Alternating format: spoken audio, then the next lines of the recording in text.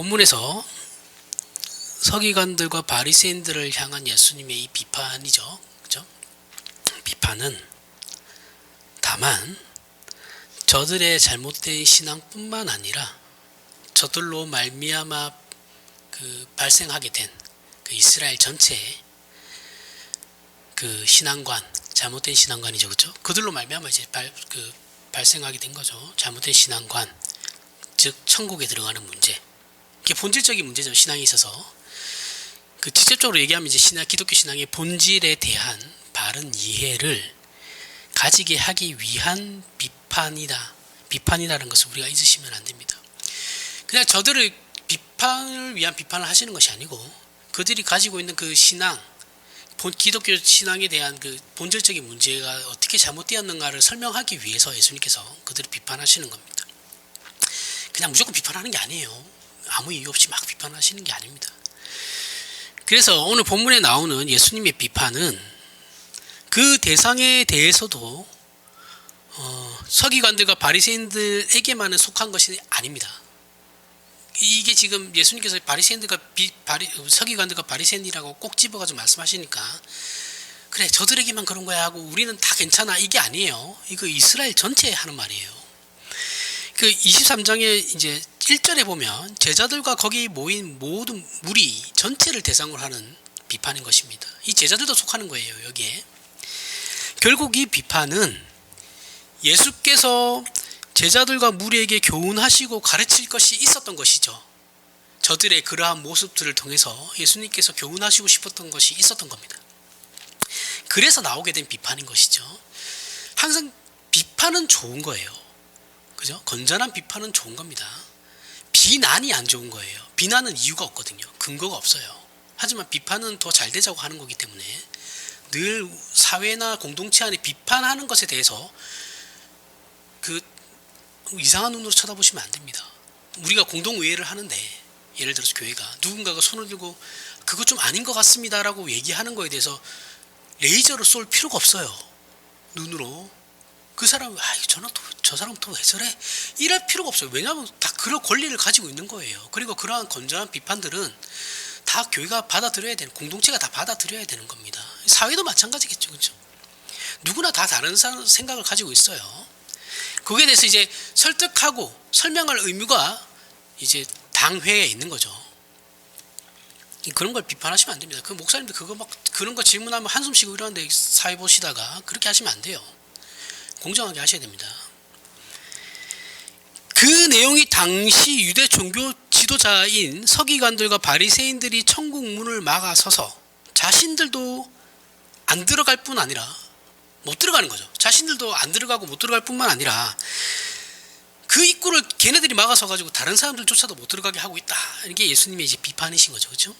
이 말씀은 하나님을 믿는 신앙에 대해 저들이 말하고 주장하는 것이 틀렸다라는 거예요. 서기관들과 바리새인들이 너희들이 지금 주장하고 있는 하나님에 대한 그 신앙이 틀렸어.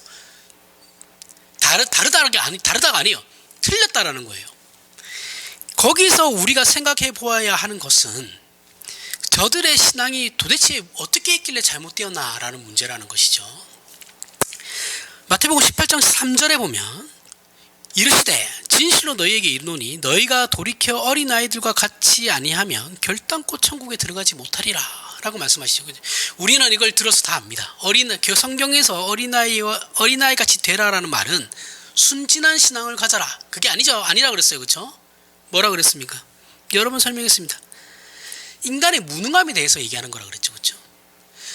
성경에서 말하는 어린아이는 전부 인간의 무능함에 대한 겁니다. 어린아이는 자신의 모든 필요를 스스로 채울 수 없어요. 그죠? 그럼 누가 채워줍니까? 저기 아이가 한 명 있는데 오늘 왔는데 저 아이의 그 필요를 누가 채워줍니까? 저 양쪽에 앉아있는 엄마 아빠가 채워주는 거죠. 그렇죠? 그래야지 양육이 되는 거예요. 아이는 동일하다라는 거죠. 아이들은 부모로부터 자신의 모든 필요를 채워요. 이것이 이 말씀의 핵심인 겁니다. 너희는 너희 스스로 어떻게 할 수 있는 존재들이 아니고 너희는 하나님을 의지해야 된다라는 거예요.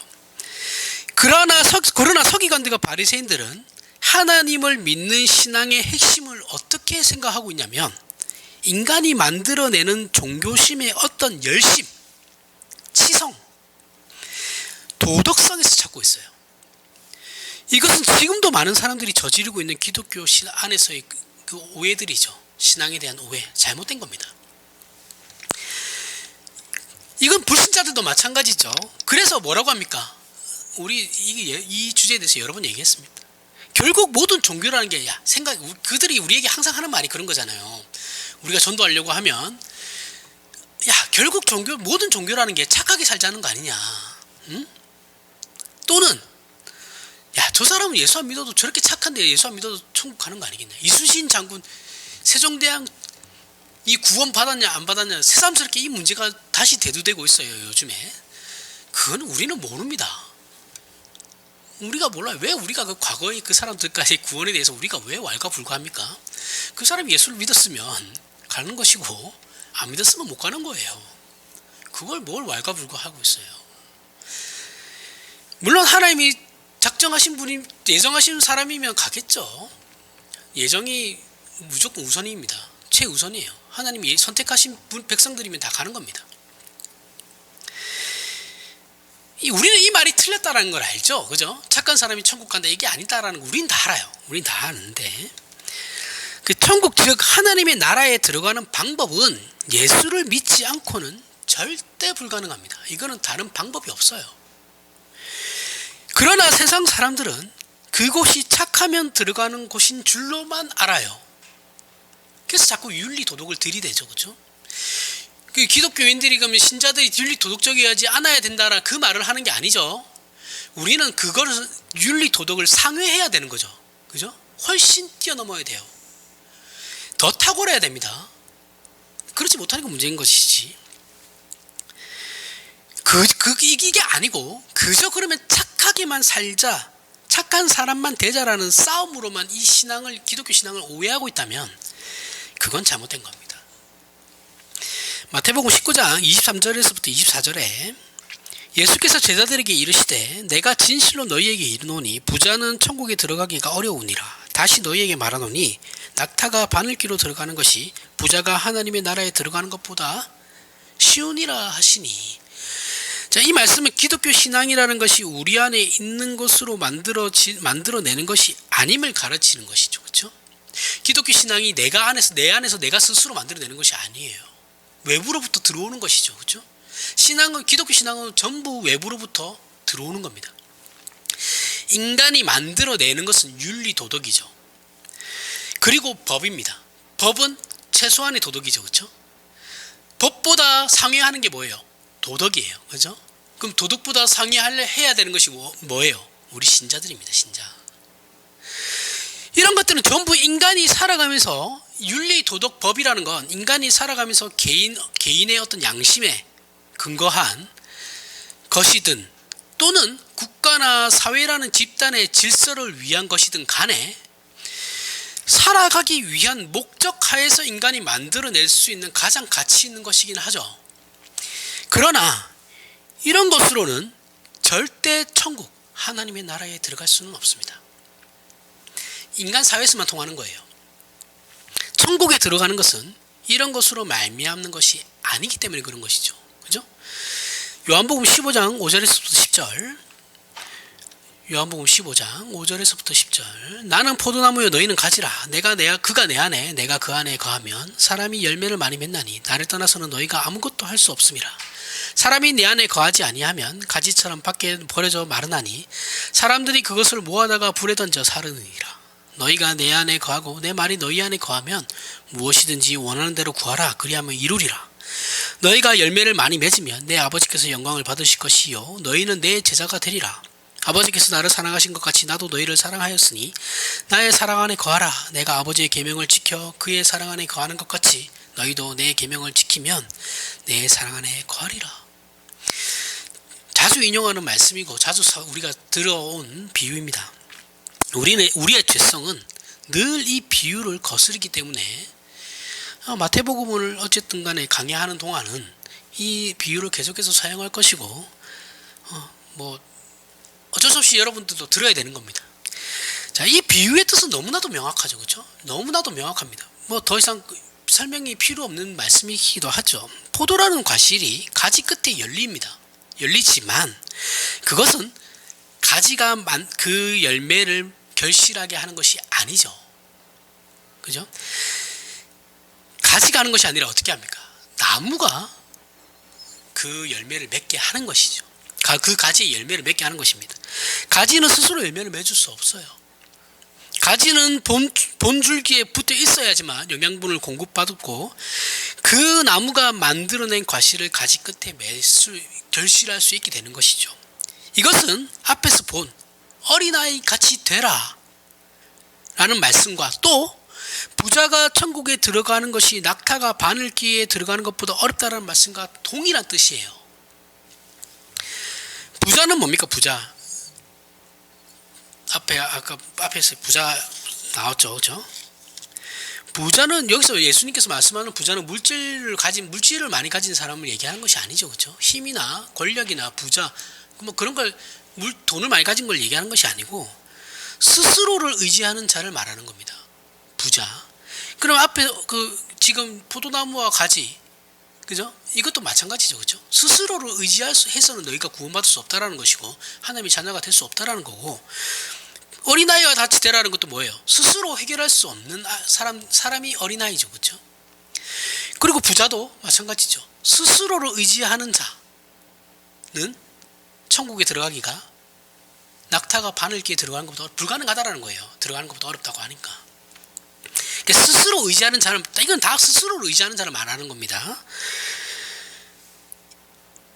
이런 것은 전부 내가 아버지의 계명을 지켜 그의 사랑 안에 거하는 것 같이 너희도 내 계명을 지키며 내 사랑 안에 거하리라와 일맥상통하는 것이죠. 그죠? 일맥상통하는 것이고, 이 말씀을 위해 앞에 비유를 말씀하신 겁니다. 여기서 아버지의 계명을 지키라는 것은 아버지께서 우리를 굴복시키기 위해 그러시는 것이 아니고, 가지가 나무로부터 영양분을 공급받아야만 살 수 있듯이 신자들은 하나님으로부터만 모든 것을 공급받아야만 살 수 있다라는 뜻입니다. 여기서 말하는 필요란 이 세상을 살아가는 힘이나 건강이나 부나 지혜를 말하는 것이 아니에요. 포도나무의 가지가 포도를 결실해야 되는 것과 같이 하나님의 자녀들은 하나님의 성품과 속성으로 채워져야만 된다라는 뜻에서 신자의 모든 필요는 하나님에게서만 공급받을 수 있다라는 말씀입니다. 우리의 욕망적 목적이나 욕심이나 살아가기 위한 필요가 아니고 본질적인 차원에서 하나님의 자녀라는 이름에 걸맞는 그런 속성으로, 내용으로, 체질로 그렇게 공급을 받아야 하는 것이죠. 구원은 하나님의 자녀가 되는 것입니다. 그렇죠? 구원이라는 건 내 지위가, 내 신분이 죄인이었다가 하나님의 자녀가 되는 거예요. 저주받은 인간이었다가 사탄의 자식이었다가 하나님의 자녀가 되는 거거든요. 이게 본질적인 구원이에요. 하나님의 자녀들은 하나님을 아버지라 부르는 자들입니다. 그래서 이 말씀은 우리 신자된 존재에 관한 문제라는 거죠. 내 존재, 내 정체성, 나의 본질에 관한 문제가 구원이다라는 겁니다. 그래서 성경이 말하는 이런 천국과 연결되는 부분은 전부 하나님께 붙어 있는 것이고 하나님께만 공급을 받아야 하는 것입니다. 그죠? 좀 더 깊은 이해를 위해서 요한복음 17장을 살펴보겠습니다. 요한복음 17장 3절. 영생은 곧 유일하신 참 하나님과 그가 보내신 자 예수 그리스도를 아는 것이니라. 여기서 안다는 것은 보통 지식과 정보에 관한 이야기를 설명하는 것이, 그 이해를 설명하는 단어가 아닙니다. 그죠? 그러나 여기서 말하는 보통 우리가 안다라고 했을 때는 그런 거죠. 정보, 지식, 그런 것에 대해서 이해하고 안다. 내가 그런 거 내가 그거 알고 있어. 이건데 성경에서 말한다고 했을 때 하나님을 안다, 예수 그리스도를 안다라고 하는 표현은 그 의미가 아니에요. 다른 뜻에서 사용하는 의미죠. 그 뜻은 가장 밀접하고 긴밀한 관계를 아는 것을 얘기하는 겁니다. 그렇죠? 우리가 여러 번 이거 설명했던 거죠. 그래서 성경에서 하나님을 안다, 예수 그리스도를 안다라고 했을 때 이 안다는 부부관계입니다. 부부관계. 부모와 자식 관계도 아니에요.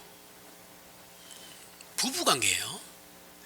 세상에서 가장 긴밀한 관계는 부모와 자식 관계라고 우리는 생각하는데 아닙니다. 부모는 자식을 몰라요. 자식도 부모를 모릅니다. 어떻게 알아요? 몰라요. 그러면 누가 제일 잘 아냐? 부부관계예요. 부부가 내가 내 아내를 제일 잘 알고 아내가 내 남편을 제일 잘 압니다. 자식은 품 안에 있을 때나 내 생각대로 내 의지대로 되고 그 어렸을 때 생각을 부모가 이해는 하죠. 자랐을 때는 부모에게 일일이 다 얘기하지 않아요. 그럼 부모는 당연히 자식에 대해서 모르죠. 저희 부모님 저를 몰라요. 제가 어떤 생각을 가지고 살아가는지 모릅니다. 제가 얘기를 안 하거든요. 굳이 그런 얘기 할 필요도 없고 얘기해봐야 싸움만 나니까 안 합니다. 몰라요. 아는 것 안다라고 착각하는 거예요. 절대 모릅니다. 안다고 생각하지 마십시오. 그러면 자식은 속으로 말은 안 하지만 우리 엄마는 아무것도 몰라. 우리 아빠는 아무것도 몰라. 부모도 그러죠. 내 뱃속에서 태어난 놈인데 왜 이렇게 모르나? 어떻게 저렇게 모를 수 있나? 이렇게 섭섭해야 하는데 섭섭하지 마십시오. 몰라요. 그냥 옆에 있는 사람이 최고입니다. 그 알아주는 거는 자식이 아니에요. 그런 의미에서 영생은 곧 유일하신 참 하나님과 그가 보내신 예수 그리스도와 하나가 되는 것이니이다를 예수께서 말씀하신 거예요. 그런 의미에서 요한복음 17장은 이 주제를 설명하는 내용인데, 그래서 이 17장 요한복음 17장 전체가 이 주제에 대해서 설명하고 있는 내용이에요. 나중에 기회가 되시면 읽어보십시오. 그래서 우리는 천국에 들어가는 이 문제 혹은 기독교 신앙의 본질이라는 것이 사람 앞에서의 어떤 차별성, 즉 나는 예수 믿는 신자인데 너는 아니잖아, 그 확인이 아니다라는 거예요. 그 확인이 아니고 하나님 앞에서의 자기 확인이라는 겁니다. 남들과 비교해가지고 내가 하나님 앞에서 내가 하나님의 자녀다라는 것을 비교하지 말고 하나님 앞에서 자기를 확인하라는 거예요. 하나님 앞에서의 확인이라는 것은 그저 단순히 맞다, 틀렸다, 옳다, 그르다의 개념이 아니에요. 우리 자신이 하나님과 얼마나 연합되어 있고 얼마나 하나님을 닮아가는 문제이고 그 싸움이냐라는 것이죠. 마태복음 5장 20절에 내가 너희에게 이르노니 너희 의가 서기관과 바리새인보다 더 낫지 못하면 결코 천국에 들어가지 못하리라. 천국에 들어가려면 서기관과 바리새인들보다 더 나은 의가 있어야 된다라고 예수님께서 말씀하시거든요. 그러면 여기서 말하는 서기관들과 바리새인들이 추구하고 있는 그 의가 무엇일까요? 도대체 서기관들과 바리새인들이 추구하는 의가 무엇이길래 예수님께서는 저거보다 너희가 더 나아야 된다라고 말씀하고 계시냐라는 거예요. 서기관들과 바리새인들이 지키고 있는 추구하는 그 의라는 것은 결국 21절 이하에 나오는데 살인하지 않았다, 거짓말하지 않았다, 헛맹세하지 않았다, 간음하지 않았다, 이런 것들이에요. 서기관들과 바리새인들은 그러한 법들을 지켰다라는 거예요. 그게 의예요. 이들이 추구하는 의. 그러나 이런 법 또는 그것보다 높은 도덕의 차원에서 나는 너보다 낫다는 것으로 천국에 들어갈 수 없다라는 말씀인 거예요. 서기관들과 바리새인들은 야, 나는 이런 것들 다 지켰어, 그러니까 난 천국에 들어가. 너는 안 지켰잖아. 너는 안 지키고 있잖아. 근데 난 다 지켰거든. 그래서 내가 너보다 더 나아. 난 당연히 구원받은 백성이지. 이렇게 생각하면 안 된다는 거예요. 지금 서기관들과 바리새인들이 지금 그렇게 그러고 있거든요. 앞에서 우리가 살펴본 요한복음 17장 3절을 인용한 바와 같이 천국에 들어가는 것은 하나님의 자녀가 되는 것입니다. 신자가 되는 거예요. 하나님의 신자가 된다는, 하나님의 자녀, 즉 신자가 된다는 것은 하나님을 아버지라 부르는 그 표현에 맞는 존재여야 하는 것입니다. 내가 하나님을 아버지라 부를 수 있는 그러한 내 위치, 내 신분에 맞는 존재여야 된다고요. 왕자로 태어났으면 왕자에 맞는 신분이 있는 거죠. 그렇죠? 그러한 위치에 맞는 존재가 되어야 하는 거예요. 왕자가 그렇게 쉽게 되나요? 그죠? 태어났다고 해서 왕자라는 타이틀을 달고 태어났다고 해서 그 사람이 앞으로 커갈 때 얼마나 많은 훈련을 받습니까? 그죠? 그러한 거기에 걸맞는 위치에 맞는 사람이 되어야 된다는 거예요.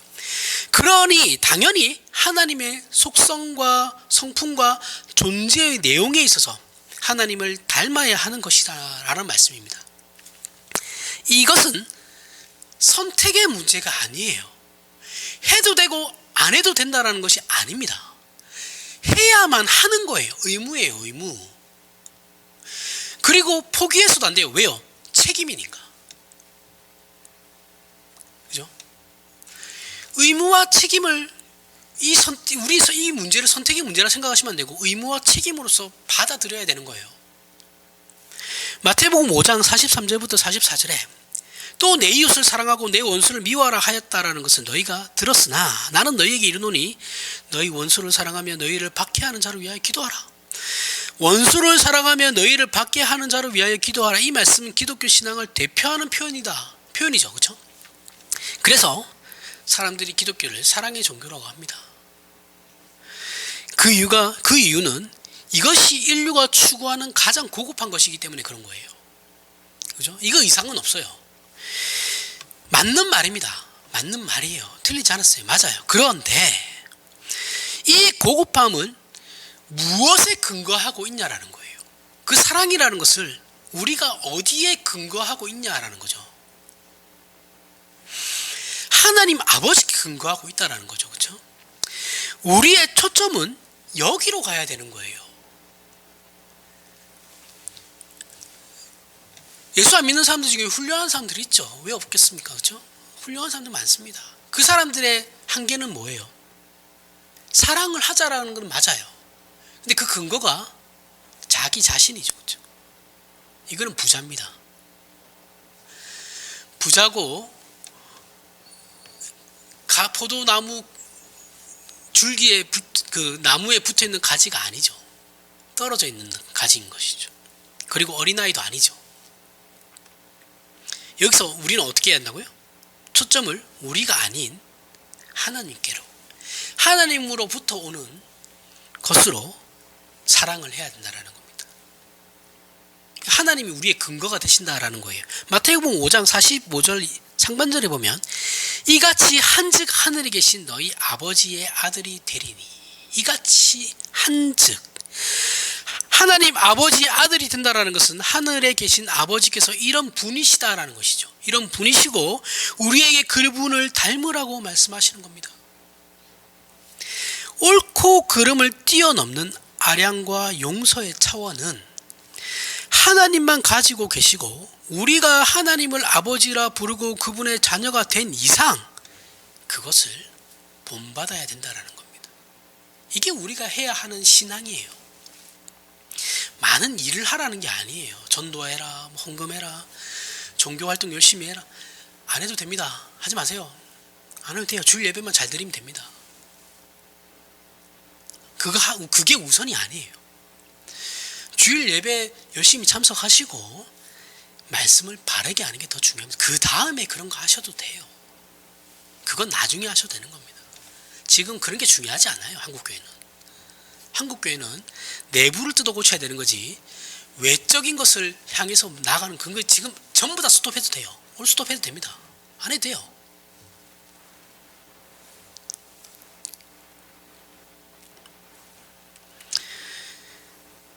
그러면 도대체 하나님이 어떤 분이시길래 우리가 본받아야 되는 겁니까?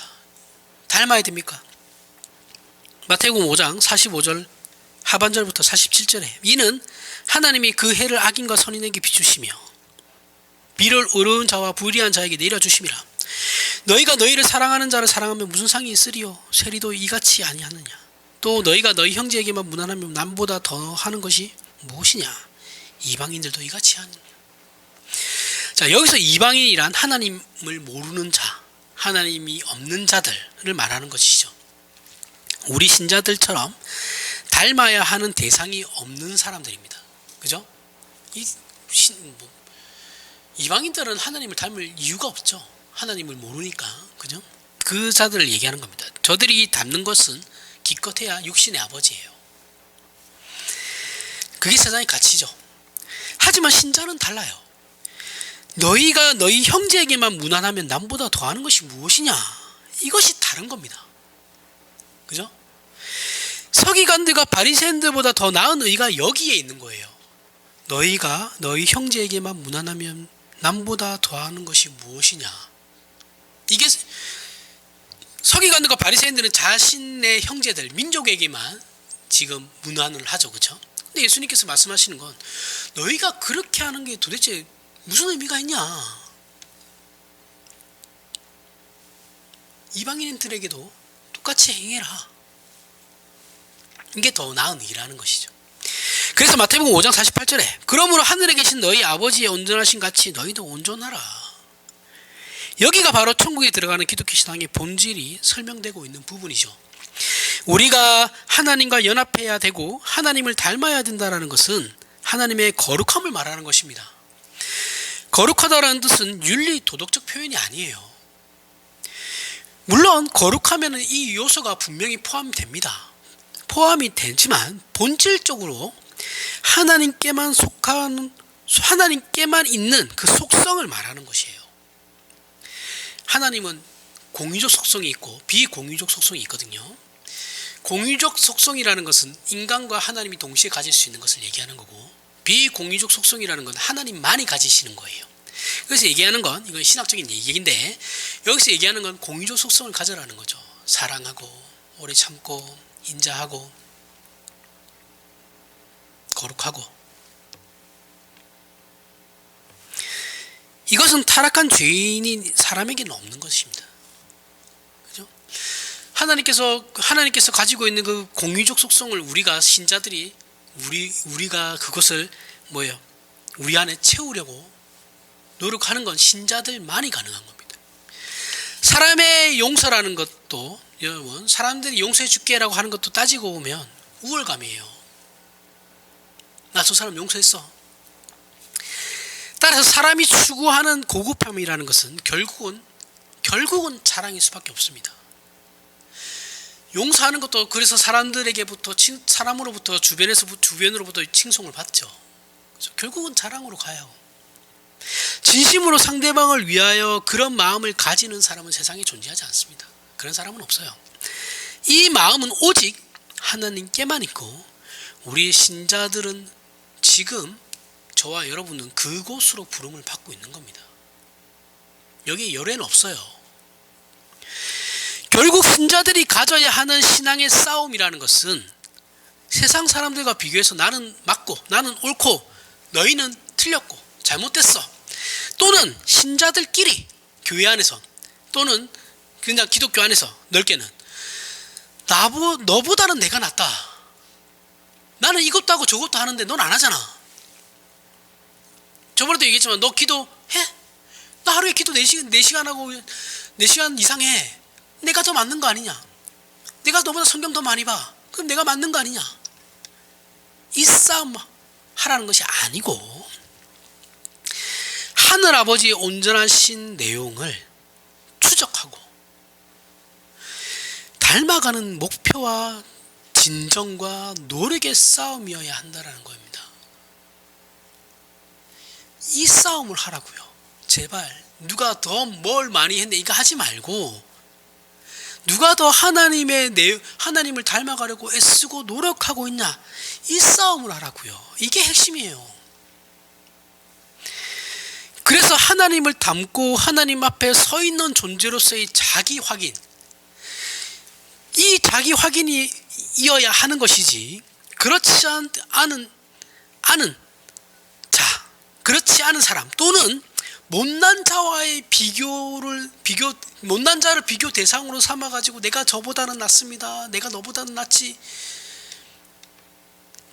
이렇게 하지 말라는 겁니다. 그러나 예수님 당시 서기관들과 바리새인들은 자랑하고 비교하며 우월함을 어떻게 해요? 증명하기 위해서 하나님을 믿는 종교라는 것이 필요했죠. 자신들의 그 사회적 기득권을 유지하기 위해서. 이들은 종교를 동원해서 신앙이라는 이름으로 나는 너와 다르다를 비교하며 자기 증명과 우월감을 가졌어요. 이것이 그들에게 종교가 필요한 유일한 이유이며 보상이었던 겁니다. 마태복음 7장 21절에 나더러 주여 주여 하는 자마다 다 천국에 들어갈 것이 아니요 다만 하늘에 계신 내 아버지 뜻대로 행하는 자라야 들어가리라. 아버지의 뜻대로 행한다라는 것은 앞에 마태복음 7장 15절 이하에 나오듯 거짓 선지자와 참 선지자를 구별하는 것. 포괄적으로 얘기하면 거짓 신앙과 참 신앙을 구별하는 것을 말하는 것이죠. 마태복음 7장 16절에서부터 19절에 그들의 열매로 그들을 알지니 가시나무에서 포도를 또는 엉겅퀴에서 무화과를 따겠느냐. 이와 같이 좋은 나무마다 좋은 아름다운 열매를 맺고 못된 나무가 나쁜 열매를 맺나니 좋은 나무가 나쁜 열매를 맺을 수 없고 못된 나무가 아름다운 열매를 맺을 수 없느니라. 아름다운 열매를 맺지 아니하는 나무마다 지켜 불에 던져지느니라. 아름다운 열매를 맺는 나무가 되라는 것이죠. 결국 아버지의 뜻대로 행하는 자라는 것은 아버지의 뜻을 행하는 것에 초점이 있는 것이 아니라 아버지의 뜻을 결실시킬 수 있는 아버지의 뜻을 내용으로 가지고 있는 사람, 그 존재를 말하는 겁니다. 아름다운 나무가 되라가 아니라 아름다운 나무는 이미 되어 있죠. 그렇죠? 그러한 존재냐? 너희가 한 신자라고 한다면 너희의 열매는 아름다울 수밖에 없다라는 것이고, 너희가 신자가 아니라면 아름다운 열매는 죽었다 깨어나도 맺을 수 없다라는 거예요. 그 열매로 그 나무를 아는 겁니다. 그렇죠?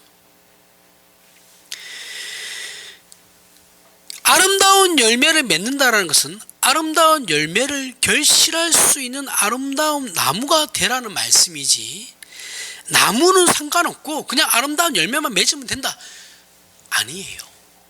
불신자는 죽었다 깨어나도 아름다운 열매를 맺을 수 없어요. 이거는 신자만이 가지는 겁니다. 그러한 존재가 아름다운 나무라는 존재에 대한 얘기지, 열매를 맺었냐 안 맺었냐의 그 나쁜 열매인데 선한 열매를 맺어라, 아름다운 열매를 맺어라는 것이 아니에요. 나무는 그래서 열매를 선택할 수가 없어요. 우리 가지는 하나님이라는 나무에 접붙여지면 내가 어떤 열매를 맺을까에 대한 문제는 뇌가 선택할 수 없는 거예요. 나무는 그래서 본질에 가는 겁니다. 천국에 가려면 어떻게 해야 하는가? 기독교 신앙이란 무엇인가? 하나님을 닮는 것, 하나님과 연합하는 것이죠. 그래서 그분으로부터만 공급되는 거룩에 속한 것, 하나님께만 속한 것으로만 채우는 것입니다. 이것이 신자의 책임이고 보상이며 권리예요. 이것이 세상에 비치고 소금된 존재인 겁니다. 우리는 존재로서 달라요. 우리가 구제하고 누구를 불쌍히 여기며 어떤 일을 해서 빛과 소금이 되는 것이 아니에요. 존재 자체가 이미 세상과 다른 빛이라는 겁니다. 빛이 되라 소금이 되라가 아니다 그랬죠. 그렇죠? 너희는 이미 빛이고 소금이다라는 거예요. 이미 그러한 존재다라는 거예요. 그러면 그러한 존재가 어떤 열매를 맺어야 되냐라는 문제인 것이죠. 근데 우리는 자꾸 빛으로 가려고 하지 않고 횃불로 가려고 그러죠. 그죠? 횃불은 필요에 따라 무기가 되거든요. 모든 것을 다 태워버릴 수 있어요. 횃불은 그리고 또 혁명의 상징이기도 하죠. 뒤집어 엎는 거죠, 세상을. 하지만 빛은 그렇지 않습니다. 빛은 다른 것이죠. 소금도 마찬가지죠. 그죠? 존재가 다른 것이에요. 기독교 신앙의 핵심은 전부 이런 것들이에요. 존재가 다른 것이고 본질에 관한 싸움인 것입니다. 그런데 한국교회나 우리는 이런 문제에 대해서는 한없이 무지하고 얼마나 오도되어 있는지 모릅니다. 생각도 안 해요. 생각도 안 하고 그저 그냥 예배만 열심히 드리고 기도만 열심히 하면 복 주실 거라 생각하는 거죠. 그럼 뭐합니까? 안 주시는데. 죽었다 깨어나도 안 돼요. 그런 거 얘기했죠. 돈 주실 거면 이미 벌써 다 주셨을 거라고. 지금쯤 되면 안 주시는 겁니다. 그냥 너희는 됐어, 여기서 끝. 이 정도면 돼. 이 정도면 되고 그거 신경 쓰지 말고 나를 닮아라. 나 좀 닮으려고 노력해봐. 이거예요. 우리 신앙을 어떻게 확인합니까? 여러분들 신앙, 저와 여러분들이 내가 가지고 있는 신앙을 어떻게 확인하고 싶어 해요? 예를 들어서 이런 거죠. 주일에 예배당 가는 길에 놀러 가는 사람들과 마주치면 이런 거죠. 그래, 너희는 놀러 가라. 나는 예배하러 간다. 이런 식으로 이제 확인하죠. 스스로 대견해 합니다. 그죠? 그러면 안 된다라는 거예요. 우리는 주일에 놀러 가는 것보다 예배하는 것이 훨씬 중요하고 좋기 때문에 예배당으로 가는 겁니다. 그죠? 이게 중요하다는 것을 알아요. 그러니 주일에 놀러 가는 사람들에 대해서 비웃을 필요도 없고 그들을 괄시할 필요도 없어요. 그냥 그들은 그들인 거예요. 우리가 주일에 놀러 가는 것보다 저나 여러분들이나 지금 이 자리에 예배당에 와서 예배하기 위해서 온 것은 이게 무엇보다 중요하고 나에게 있어서 이것보다 중요한 건 없기 때문에 이 시간에 이렇게 하는 것이죠. 그렇죠? 우리가 하나님을 아는 것과 하나님을 닮는 것의 가치와 그 내용에 대한 그런 귀함, 고급함, 그런 것을 우리가 알기 때문에 이쪽으로 이렇게 나오는 거예요. 이미 그런 의미에서 이미 우리는 보상을 받은 겁니다. 그렇죠? 이 귀한 것을 아니까 보상을 받은 거예요. 그러니까 제발 그래, 놀러 가라. 나는 예배당 가서 예배할 거다. 이런 식으로 그 사람들과 비교하면서 어떠한 하나님, 그러니까 나에게 뭔가를 주십시오, 이렇게 보상을 바라지 말라는 거예요. 하나님, 저대로 놀러 갔는데 저는 예배당 나오지 않았습니까? 저대로 늦잠 자고 있는데 저는 부지런히 씻고 화장하고 예배당 나왔잖아요. 그러니까 나에게 뭔가를 주십시오. 저들보다 내가 낫지 않습니까? 이렇게 비교하지 말라는 거예요. 저들도 언젠가는 예수 믿을 수 있습니다. 놀러 갔다가 어떠한 경험으로 말미암아 뒤집어질 수도 있는 거예요. 아무도 모르는 거예요. 그러니까 우리가 미리 그들에게 뭐라고 할 필요가 없어요. 우리가 이렇게 행동하는 것은 우리 자신의 신앙을 부정적이고 소극적으로 확인하기 때문에 그런 것이죠. 이렇게 부정적이고 소극적으로 확인하는 이유는 우리 신앙을 점검하는 성경적 시각을 놓치고 있기 때문에 그런 것입니다. 우리는 우리의 신앙의 진정한 가치와 그 내용을 무엇으로 확인해야 되느냐 하면 우리 자신이 하나님을 닮고 있느냐의 문제로 확인을 해야 되는 거예요. 내가 하나님 앞에 서 있느냐, 내가 나보다 못한 사람 앞에 서 있는 것이 아니고 내가 지금 하나님 앞에 서 있느냐, 항상 그렇게 비교를 해야 한다고요. 그 차원에서 나를 봐야 되는 거예요. 천국은 하나님의 나라이고 하나님의 나라는 하나님의 백성들이 들어가는 곳입니다.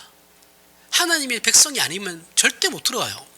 하나님의 백성이라는 것은 하나님의 통치에 순응하는 사람들이에요. 하나님의 통치는 의와 진리와 거룩함입니다. 최후의 심판이라는 것을 한번 생각해 보세요. 우리는 최후의 심판이라고 했을 때 어떻게 생각하느냐 하면, 이거 불신자들의 입장에서 한번 생각해 볼까요? 최후의 심판이라는 것을 불신자들의 입장에서 생각하면 예수 그리스도를 믿지 않아서 영원한 벌을 받는 것이죠. 그죠? 하지만 우리 신자된 입장에서 이것을 생각해 보세요. 그 예수를 믿지 않아서 벌 받는 것은 부차적인 거예요. 우리에게 있어서. 그죠? 예수 믿지 않은 사람들이 벌 받고 징계받아서, 징계가 아니죠. 이거는 벌 받는 것은 우리에게서는 부차적인 것이고, 어떤 게 핵심이냐면 신자에게 있어서 그 예수님의 재림은 모든 하나님께서 창조하신 모든 피조물의 진정한 영광과 행복을 방해하는 모든 불순물들을 하나님께서 제거하시는 거죠. 소독하시는 겁니다. 그래서 하나님께서 창조하신 만물을 극치에 이른 복됨과 회복을 하시는 것이에요. 이게 신자들이 바라봐야 하는 최후의 심판이에요. 그런데 우리는 신자임에도 불구하고 어떻게 합니까? 최후의 심판을, 그래, 마지막에 가서 보자. 네가 맞나 내가 맞나. 우리 이렇게 생각하잖아요. 그죠? 그래, 마지막 나서 네 지옥 가는, 그래, 넌 지옥 가겠지, 난 천국 가. 그때 내가 희열을, 이 당의 모든 것을 희열을 느끼리라. 행복해. 난 그때 되면 넌 후회도 아무 소용없어. 우리는 이렇게 간단 말이죠. 나는 예수 믿고 청신히 살았는데 저 사람은 언제 벌 받나. 이런 식으로 최후의 심판을 바라보고 있다고요. 이게 우리의 신앙이 얼마나 부정적이고 소극적인가를 대변하는 거예요. 이러면 안 된다라는 거예요. 심판을 받는 건 사실인데 그 심판을 받는 것이 우리에게 어떤, 그래, 그럴 줄 알았어, 이런 식으로 다가오면 안 돼요. 우리가 예수 믿으면 그 사람이 아니라 우리 자신이 성장해야 되는 겁니다. 상대방이 아니라 내가 성장해야 되는 거예요. 너는 예수 믿는 애가 왜 그래? 라고 얘기하기 전에 그럼 너는 예수 안 믿냐? 자신을 돌아봐야죠. 내가 성장하고 내 속이 깊어지며 변화하는 것으로 하나님의 자녀된 신자의 특권을 우리는 확인해야 되는 거예요. 저 사람이 아니고, 내 옆에 있는 사람이 아니고 내가 변하고 있냐를 확인해야 됩니다. 하지만 우리는 이걸 할 줄 몰라요. 할 줄 모르고 쫓아다니면서 정죄와 심판만 행합니다. 이거 믿음 좋다는 사람들은 더 그래요. 자칭 믿음 좋다는 사람들은 뭐 눈에 막 쌍심지를 켜고 교회 곳곳을 돌아다니면서 막 뭐라 그래요. 왜 그럽니까 도대체? 그러지 마시라는 거예요. 신앙의 고급함이 다른 사람의 잘못을 지적하고 들춰내는 것에, 그들은 그런 것에 있지 자신의 변화나 하나님을 닮는 것에는 전혀 관심이 없어요. 그러면서 맨날 하는 말이 그거죠. 교회가 말이야, 자식이나 잘하지 좀. 여러분, 운동하는 사람들 보시죠. 국가대표들 보면 국가대표들 보면 운동 잘하죠. 근데 이 국가대표들하고 이제 프로하고 아마추어의 차이가 뭐냐면, 운동 못하는 사람은 늘 자신이 잘한 부분을 자랑해요. 그죠? 운동 배울 때 어쩌다 운 좋아가지고 된 건데, 이게 됐다 이거죠. 이거 좋아합니다. 그죠? 근데 운동 잘하는 사람들은 어떻게 합니까? 자신의 부족한 부분을 늘 얘기해요. 그죠? 이게 고수하고 하수의 차이입니다.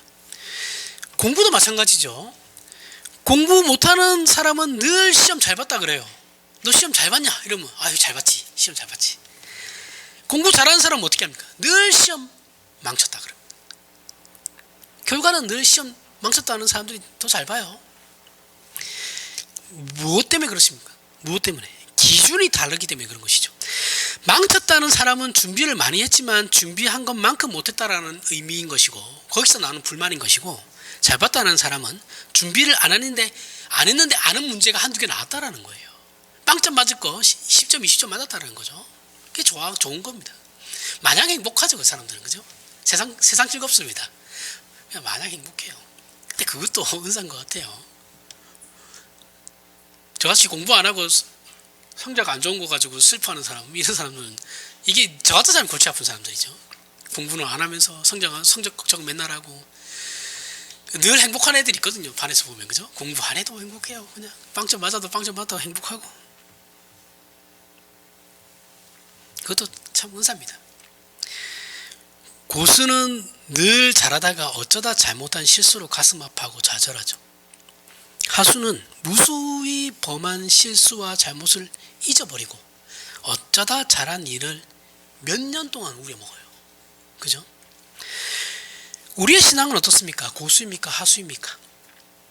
우리가 우리의 신앙을 점검할 때 우리를 앞에 놓고 점검하는지를 생각해 보십시오. 누구를 앞에 놓고, 내 앞에 누구를 앞에 놓고 내가 내 신앙을 점검하고 있는지를 확인하시라는 거예요.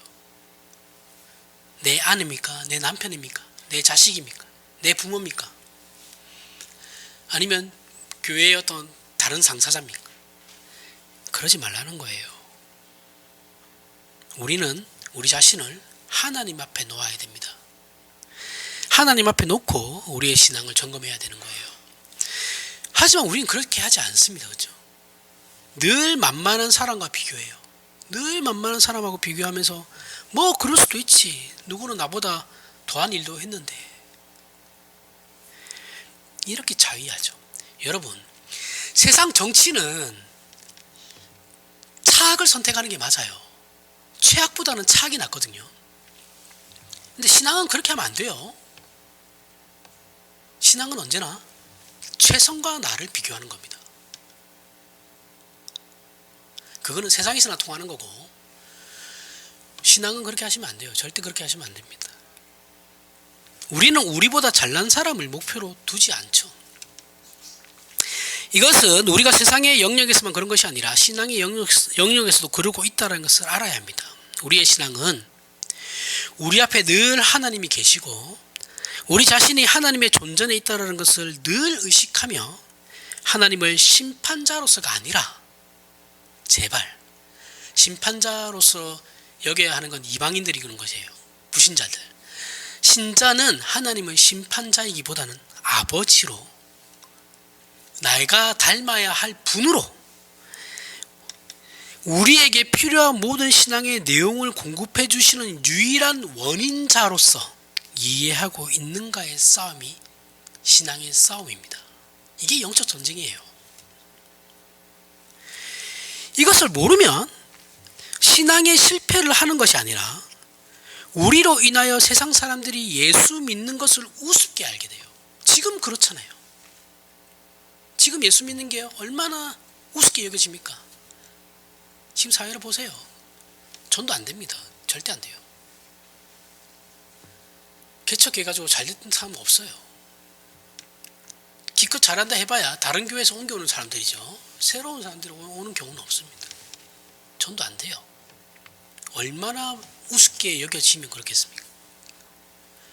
목사가 사회에서 어떤 대접을 받느냐를, 어떤 대접받자라는 것이 아니고 어떤 대우를 받고 있느냐를 보면 알아요. 뭐 어쩌겠습니까? 우리가 그렇게 만든 건데, 선배들이 그렇게 만들어 놓으니까 후배들이 고생하는 거죠. 뭐.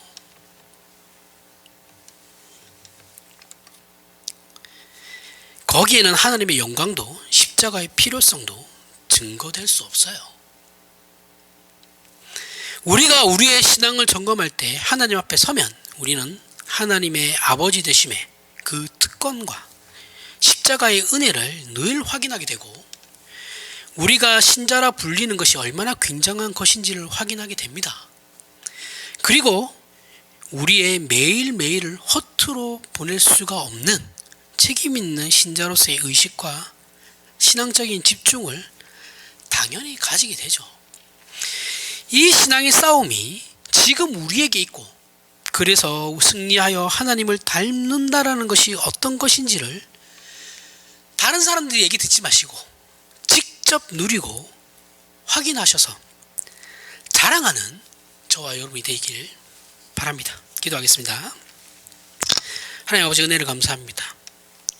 우리 하나님께서 우리에게 허락하시는 하나님 아버지라 부르는 특권과 자녀된 복된 우리의 존재를 말씀을 통해 확인하였고, 그래서 더욱 신자된 책임과 특권을 누리기로 약속합니다. 매일매일의 삶을 하나님의 사람으로 살며 그것이 하나님 존전에 나를 확인하는 것인 줄 알므로 못난 사람들 앞에서 자기를 확인하는 죄악된 우리의 본성과 불신앙을 끊어버리고 십자가 앞에 서는 진정한 신앙의 승리가 매일 이어져 시간이 흐를수록 구원 얻은 신자의 자랑이 무엇인지를 경험하고 누리며 자랑하는 우리 모두가 되게 하여 주시옵소서. 예수님 이름으로 기도합니다. 아멘.